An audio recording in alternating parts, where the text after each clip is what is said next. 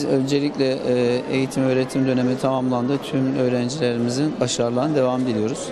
Ve öğretmenlerimize de emeklerinden dolayı, velilerimize de emeklerinden dolayı teşekkür ediyoruz. 3 yıldan beri yaptığımız uygulamamız gençlerimizi spora teşvik etmek için Şahinbey ilçemizde 200'e yakın halı saha basketbol sahası yaptık. 22 tane fitness salonu yaptık. Gençlerimize eşofman takımı, forma, futbol topu, voleybol topu, basketbol topu hediye ettik. Okullarımıza tenis masaları kurduk. Ve okullarımıza basketbol sahaları, voleybol sahaları yaptık ve yapmaya devam ediyoruz. Bütün parklarımıza yürüyüş yolları, spor aletleri koyduk. Amacımız vatandaşlarımızın spor yaparak sağlıklı kalmasını teşvik etmek.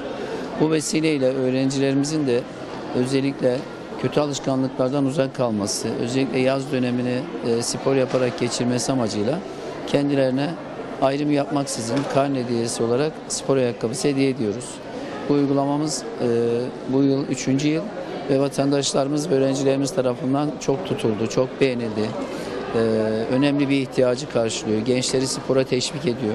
Aynı zamanda çağımızın hastalığı olan obeziteden korunmak için de spor yapmamız lazım ve genç yaşta spor alışkanlığı kazanmamız lazım. Hem obeziteyle mücadele hem de gençlerimizin sağlıklı bir yaşam için spora teşvik etmek amacıyla bu uygulamamızı devam ettiriyoruz. Artık bundan sonra yaz dönemi başladı. Toplu yürüyüşlerimiz, bisiklet turlarımızla da toplu sporlara da halkımızı teşvik edeceğiz.